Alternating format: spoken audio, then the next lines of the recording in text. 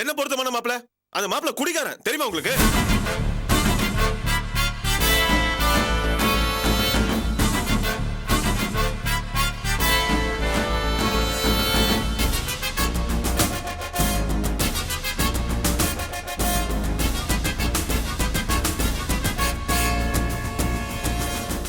மாப்பிள குடிகாரனா? ஏண்டி, ஒரு குடிகாரனுக்கு என் பொண்ணை கட்டி வச்சு அவ வாழ்க்கையை கெடுக்கலான்னு பாக்குற நீ? ஒண்ணு குடிக்கிறத பத்தி நீ பேசுறியா? பெரிய யோகிய சிகாமணியா நீ? நீயே ஒரு குடிகாரன், குடிகாரனுக்கு கொட்டி கொடுத்து என் பொண்ணு வாழ்க்கையை கெடுக்க போறியான்னு கேட்க வந்துட்ட? இந்த காலத்துல எவன் குடிக்கல? 100க்கு 90 பேர் குடிச்சுக்கிட்டு தான் இருக்கானுங்க. குடிகார மாப்பிளையே வேண்டான்னா இந்த நாட்டுல நிறைய பேருக்கு கல்யாணமே நடக்காது, தெரியுமா? என்ன பாக்கியம் பேசுற? பணம் இருக்கு, வசதி வாய்ப்பு இருக்கிற காரணத்துக்காக உன் பொண்ணு ஒரு குடிகாரனை கட்டி கொடுக்க முடிவு பண்ணிட்டியா? இது ரொம்ப அநியாயம், அக்கிரமம். நான் முடிவு பண்ணது அநியாயம் அக்கிரமம்னா உங்க தம்பி குடிகாரன்னு தெரிஞ்சோம் அத மறைச்சு எனக்கு கட்டி வச்சீங்களே, அது எந்த விதத்துல நியாயம்?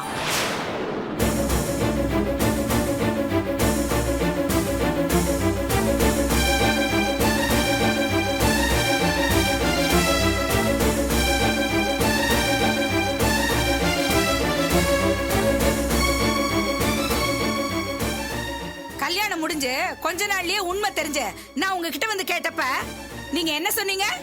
நீ இந்த வீட்டுக்கு வாழ வந்தவமா, எப்படியாவது என் தம்பியை திருத்திடுன்னு நீங்க என்கிட்ட சொல்லல. இன்னை வரைக்கும் இந்த மனுஷன் திருந்தினாரா? நான் கஷ்டப்பட்டுக்கிட்டு தானே இருக்கேன்.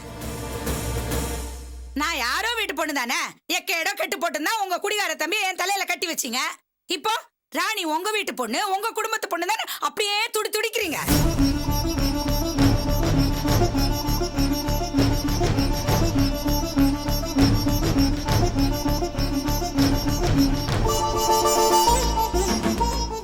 என்னாலதான் இந்த மனுஷனை திருத்த முடியல. ராணி படிச்சவ, கெட்டிக்காரி, எப்படியாவது அவ புருஷனை திருத்திடுவா. யாரும் கவலைப்படாதீங்க.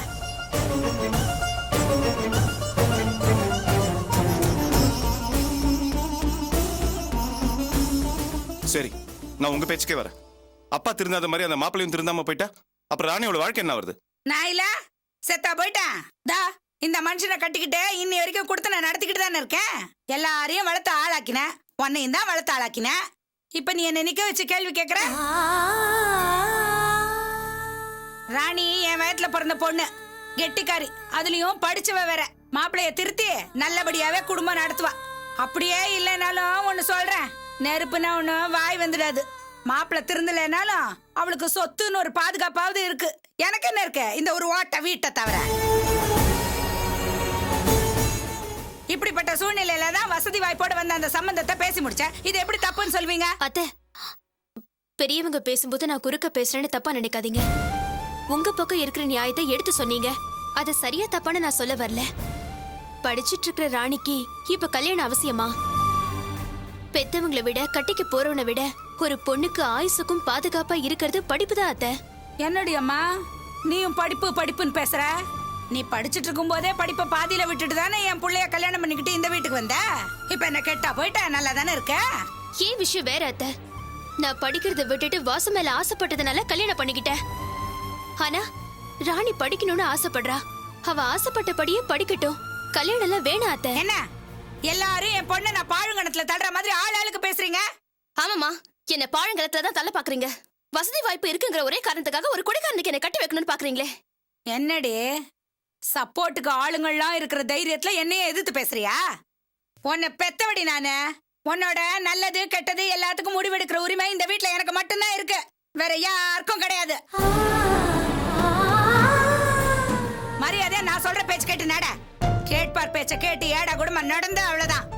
சும்மா மிரட்டாதீங்கம்மா. என்னோட கல்யாணத்தை பத்தி என்கிட்ட ஒரு வார்த்தையாவது கேட்டீங்களா? நீங்க பெத்தீங்கிறதுக்காக நான் என்ன உங்களோட அடிமையா?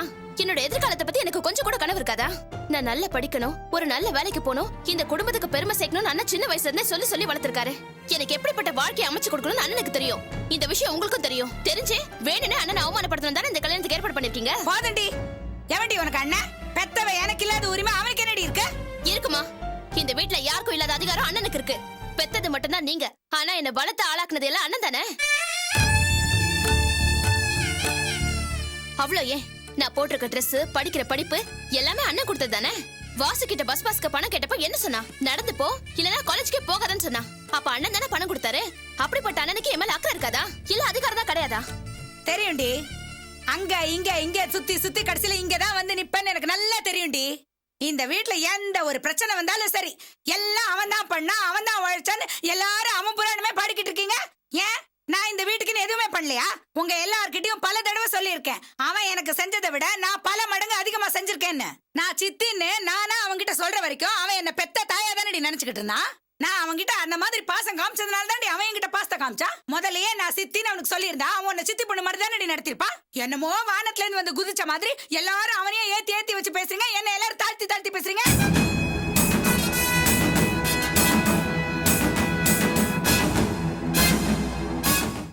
நீங்க எல்லாம் நினைக்கிற மாதிரி நம்ம நல்லா இருக்கணுங்கிறதுக்காக ஒண்ணும் அவன் இதெல்லாம் செய்யலடி. அவன் மனசுக்குள்ள ஏதோ ஒரு திட்டம் வச்சிருக்கான். என்னடி உளர்ற? நான் ஒண்ணும் வளரலையா, உண்மையதான் சொல்றேன். ரெண்டு பேரும் ஏதோ சண்டை சச்சரவு போட்டுக்கிட்டு தனித்தனியா இருந்தாலும் அவன் தயவுலதான் நம்ம வாழ்ந்துகிட்டு இருக்கோம். வாசுக்கு அவன் தான் வேலை வாங்கி கொடுத்தா, ராணிக்கு அவன் தான் கல்யாணம் பண்ணி வச்சான்னு ஊர் உலகம் அவனை பெருமையா பேசணுமே. அதான் ஆரம்பத்துல வாசுவை தன் புடிக்குள்ள வச்சிருந்தான். ஆனா இப்ப நம்ம வாசு அவனாவே பொறுப்பா ஒரு வேலையை தேடிக்கிட்டு சம்பாதிக்க ஆரம்பிச்சிட்டானே. வாசுக்கு வேலை கிடைச்சது யாரால தெரியுமா? அர்ச்சனா,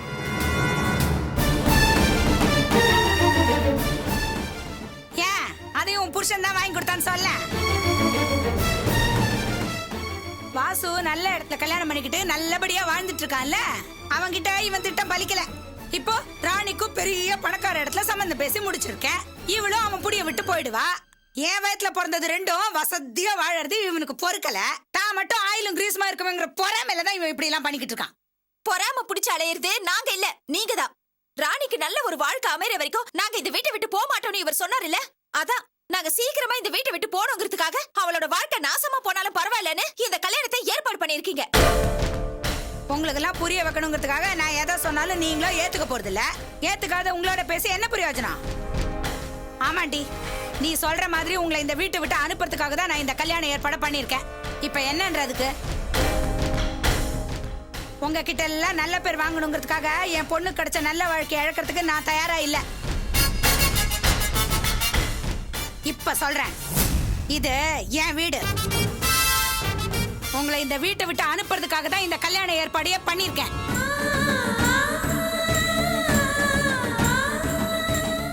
இதை யார் தடுக்க நினைச்சாலும் நான் ஏற்பாடு பண்ணிருக்கிற இந்த கல்யாணம் நடந்தே தீரும்.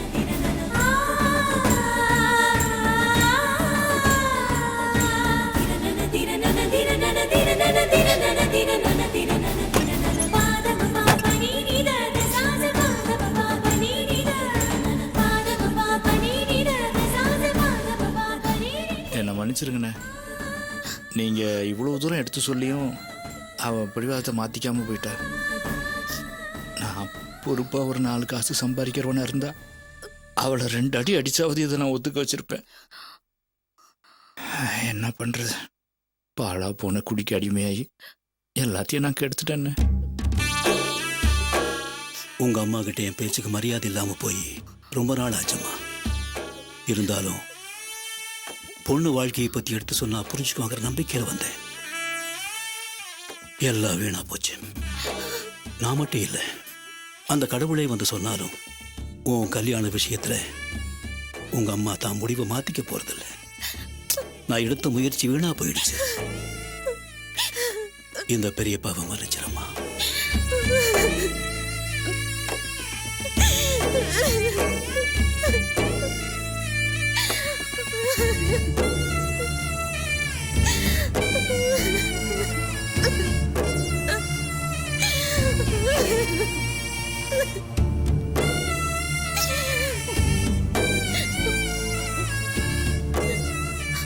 அழதம்மா,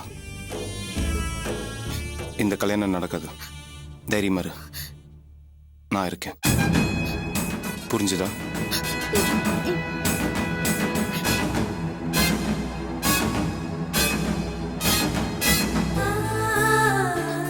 அழாத, கண்ணை தொடச்சுக்கோ.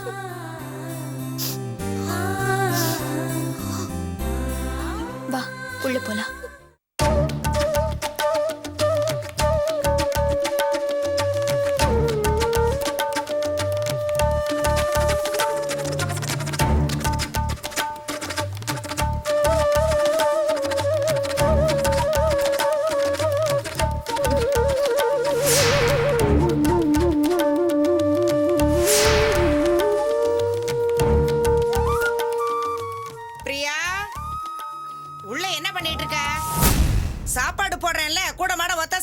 வெளியே வா.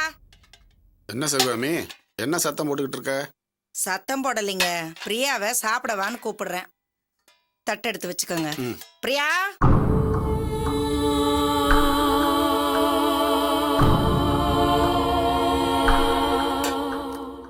சாம்பார் எடுத்துட்டு வரல? ஐயோ மறந்துட்டேன். பிரியா உள்ள சாம்பார் இருக்கு, எடுத்துட்டு வாயேன். ஜெயந்தி, ரம்யா குட்டி தூங்கிட்டாளா? அவ அப்பவே தூங்கிட்டா மாமா.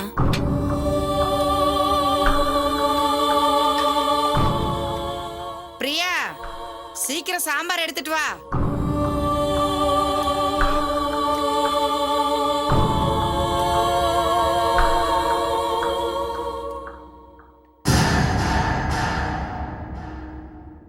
என்ன நின்னுட்டு இருக்க? சாம்பார் எடுத்து ஊத்து.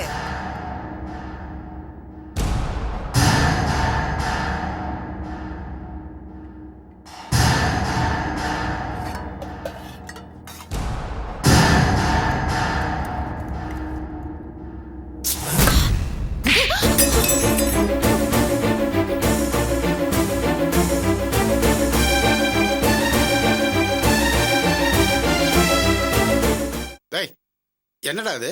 ஒரு வயசு பொண்ணை கை நீட்டி அடிக்கிற? என்ன பழக்கம் அது? என்ன பண்ணிருக்கான்னு பாருங்கப்பா. என்ன நினைச்சிட்டு இருக்க நீ? உன் கவனம் எல்லாம் எங்க இருக்கு?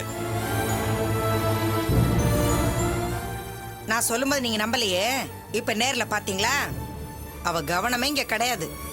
நாம சொல்றது எதையுமே காதுல வாங்கிக்க மாட்டேங்கிறா. என்னம்மா பேசுறீங்க? இந்த வீட்ல என்னதான் நடக்குது? ஒன்றும் இல்லைப்பா, நீ சாப்பிடு. நீங்க எங்க எந்திரிக்கிறீங்க? சாப்பிடுங்க. இல்லை, நீங்கள் சாப்பிடுங்க, நான் அப்புறமா சாப்பிட்றேன். நீ கை கழுவி விட்டு சாப்பிடுப்பா. பிரியா, நீ வாம்மா. கையை கழுவிக்கப்பா.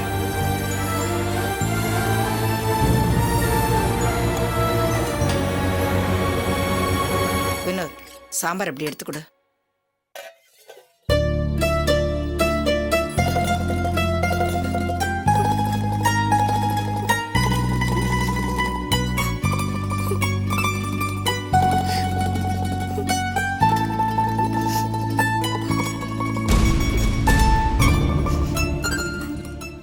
அண்ணா கோவக்காரன், அவசரப்பட்டு கை நீட்டிட்டான்.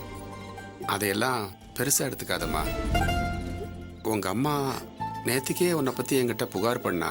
பிரியா முன்ன மாதிரி இல்ல, அவ நடவடிக்கையில ஒரு மாற்றம் இருக்கு, அவ கவனமெல்லாம் வேற எங்கேயோ இருக்குன்னு. ஆனா நான் உறுதியா சொன்னேன், என் பொண்ணு மேல எனக்கு நம்பிக்கை இருக்குன்னு. ஆனா உங்க அம்மா சொன்னது உண்மைன்னு இப்ப நான் என் கண்ணாலேயே பார்த்துட்டேம்மா. படிக்கிற பொண்ணுக்கு கவனம் படிப்புல தாம்மா இருக்கணும். அதை விட்டுட்டு உன் மனசுல குழப்பமோ உன் கவனமும் வேற எங்கேயோ இருக்குன்னா அதுக்கு காரணம் ஒன்னு வீட்டுல பிரச்சனையா இருக்கணும், இல்ல வெளியில பிரச்சனையா இருக்கணும். எனக்கு தெரிஞ்சு உனக்கு வீட்டுல எந்த பிரச்சனையும் இல்ல, வெளியில ஏதாவது பிரச்சனையாம்மா?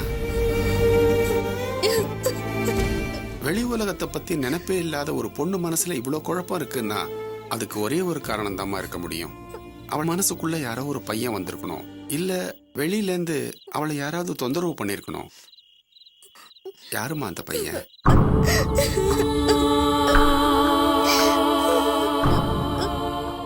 நான் மத்த அப்பா மாதிரி இல்லம்மா. என்ன உன் ஃப்ரெண்டா நினைச்சு உன் மனசுல இருக்கிற குழப்பத்துக்கு என்ன காரணம்னு மறைக்காம என்கிட்ட சொல்லுமா.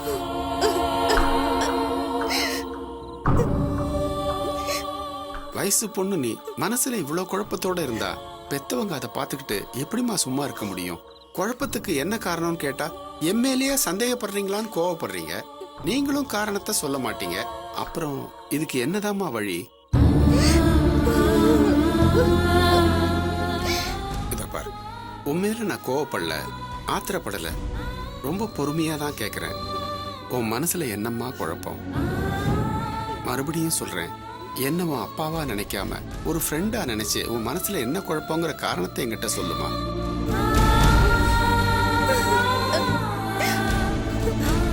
அது வந்து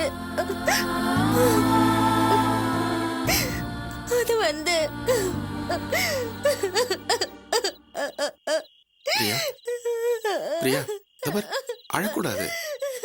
எதா இருந்தாலும் தைரியமா என்கிட்ட சொல்லு. தீர்க்க முடியாத பிரச்சனைங்கிறதே ஒண்ணு கிடையாதுமா.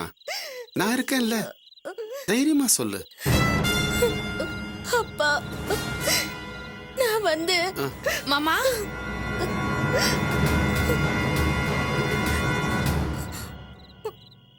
பிரியா உங்ககிட்ட என்ன பேசுறதுன்னு தெரியாம தவிச்சிட்டு இருப்பான்னு சந்தேகப்பட்டு தான் நான் மேல வந்தேன் மாமா. நான் நினைச்ச மாதிரி அவ தயங்கிக்கிட்டு தான் இருக்கா. என்னதான் அப்பா பொண்ணா இருந்தாலும் வயசுக்கு வந்த பொண்ணு எல்லா விஷயத்தையும் அப்பா கிட்ட பேச முடியாது. எதா இருந்தாலும் அம்மா கிட்ட சொல்லிதான் ஆறுதல் தேடிக்குவாங்க. அத்தை தான் இவ மேல சந்தேகப்பட்டு இவளை திட்டிக்கிட்டே இருக்காங்களே. அத்தை ஸ்தானத்துல நான் இருந்து என்ன ஏதுன்னு கேட்டு தெரிஞ்சுக்கிறேன் மாமா. உங்ககிட்ட பேச முடியாத விஷயத்த கூட என்கிட்ட பேசி பகிர்ந்துக்குவா. நீங்க கவலைப்படாம கீழே போங்க மாமா. நீ சொல்றதும் வாஸ்தவம் தாம்மா. என்ன ஏதுன்னு இவகிட்ட கேட்டு சொல்லு. இந்த குழப்பம் இன்னியோட முடியட்டும். ம், இத பார் பிரியா, உன் குழப்பத்தை என்கிட்ட சொல்ல முடியலனாலும் பரவாயில்ல, அன்னிக்கிட்டையாவது சொல்லு.